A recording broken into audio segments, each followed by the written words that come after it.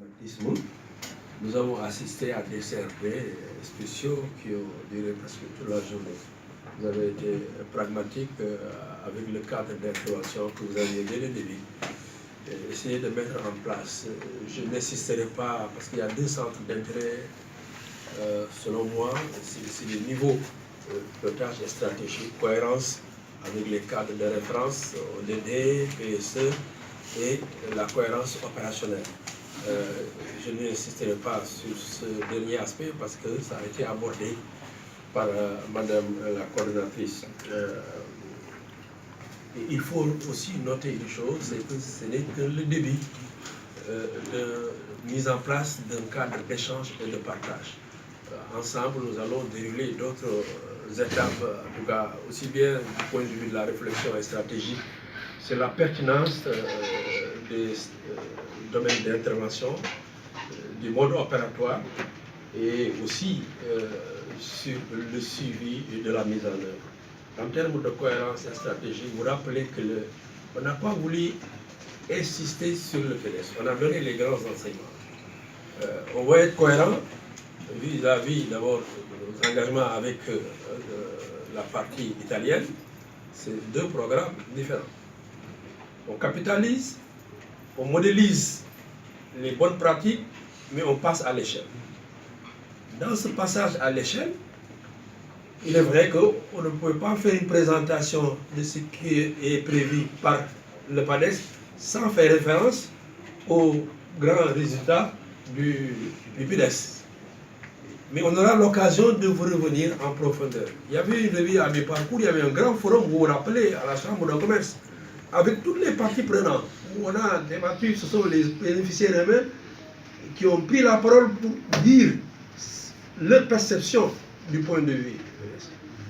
Maintenant, ce qui est plus facile, et je parle sous le contrôle du cabinet d'HP, c'est le design institutionnel ou programmatique, faire une planification. Pour un projet, les experts sont très forts. Mais les capacités de mise en œuvre, dans une cohérence entre le niveau stratégique et le niveau opérationnel en termes d'alimentation, vice-versa, c'est ça qui est le grand défi à relever.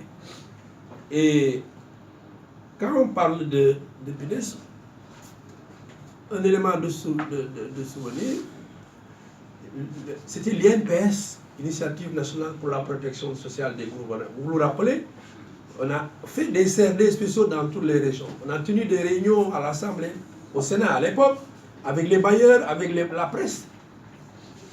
La question du programme Bourse de sécurité familiale, on l'avait abordé sous cet angle, en termes de transferts monétaires ou sociaux aux ménages pauvres. C'est pourquoi il a été facile, depuis déjà en 2013, comme on avait un modèle de ciblage géographique communautaire ou catégoriel, de dérouler très rapidement le programme de bourse sociale. On n'a pas perdu du temps avec 50 000 ménages. Ce qui est plus difficile, à mon avis, c'est d'investir sur le capital humain. Demain, après-demain, une vingtaine d'universités à travers le monde, Asie, Afrique, Europe de l'Est, vont se réunir à Dakar, au King Fahd, pour partager les résultats d'études de recherche-action sur les questions de pauvreté. Pour voir comment articuler les niveaux d'intervention entre les décideurs et le monde de la recherche-action.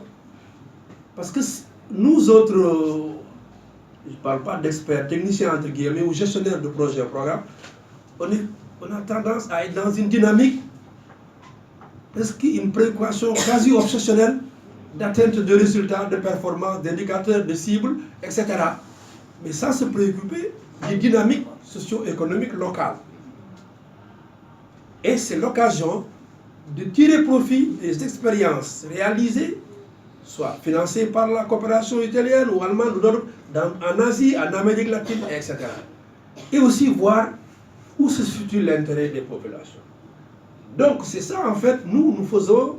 J'ai l'habitude de dire que le ministère, notre ministère, les gens ne voient que les folklores, quinzaine de la femme, etc.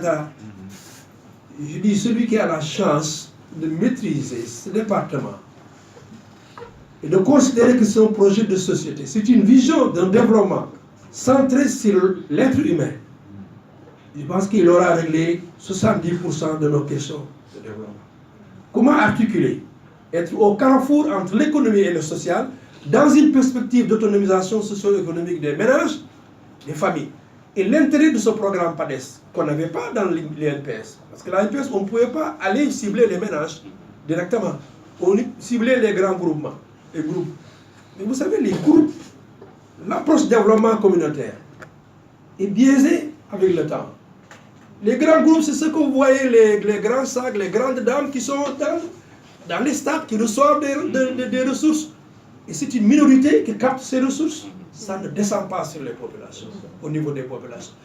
Donc, l'impact ou les effets de nos projets, de nos réalisations sont mitigés. C'est la raison pour laquelle, autant on va passer à l'échelle des groupes vulnérables vers les PME pour la croissance, passer à l'échelle, mais aussi cibler les familles pour les ménages. Une étude sera réalisée ou en faire des transferts sociaux dans une perspective d'autonomisation. Ce qu'on appelle le concept de famille productive. Monsieur le maire, on va essayer d'irriguer tous les secteurs ou secteurs qui sont porteurs d'un développement économique local, mais portés par les femmes et les jeunes. Centre d'éveil, on n'a pas voulu catégoriser. On laisse le soin aux populations et aux acteurs de nous dire quels sont les préoccupations. Est-ce que c'est des centres polyvalents de formation ou des centres, quand on dit d'éveil comme un centre de ressources pour les personnes handicapées, personnes âgées, et tout cela, ça obéit à des dynamiques d'ingénierie sociale que nous allons développer ensemble. Encore une fois, merci. En tout cas, ça a été plaisir pour nous de revenir à Kaolack. Je suis de Kaolack, mais je viens avec la coopération maritime. Madame Alessandra, merci encore une fois. Le gouverneur, c'est la voix autorisée, va le dire. Merci aussi de nous avoir donné l'occasion de travailler en équipe. Vous avez, il y a M. Fall de Mohamed, de Païs, il aurait pu aussi dire les opportunités qui vont offrir, en tout cas au niveau de Kaolack, en ce qui concerne les initiatives de développement. Nous allons travailler ensemble, essayer, c'est un des résultats de la rencontre, mettre en place des cadres de concertation, des plateformes techniques opérationnelles avec les APDC, acteurs porteurs des dynamiques communautaires, faire le pilotage avec les maires. Nous n'avons pas la prétention, ce n'est pas notre métier, nous, de faire des infrastructures. Non. Mais si on veut toucher les populations pauvres, il faut savoir les priorités. On le fait avec les maires. Mais que les maires, monsieur le gouverneur, vous savez qu'à Korsosé, depuis le PDS, nous avons eu des difficultés à réaliser les infrastructures. Pourquoi? Parce que le maire, entre-temps, qui est venu, comme ça change, le maire considère qu'il y a les priorités poste de santé, c'est ailleurs. Les populations et les femmes réunies disent que non, c'est ailleurs. On est là en train de balancer entre deux visions ou deux. Je pense que ce n'est pas bon. Mettez à notre disposition des terrains, parce que les ingénieurs, ils veulent démarrer très rapidement. Qu'on le fasse. Dans le suivi des chantiers, on veut que les femmes soient présentes et les jeunes aussi. Pour que l'argent public qui nous a été confié ne soit pas détourné vers d'autres directions. Je vous remercie de votre attention et que Dieu vous bénisse. Merci.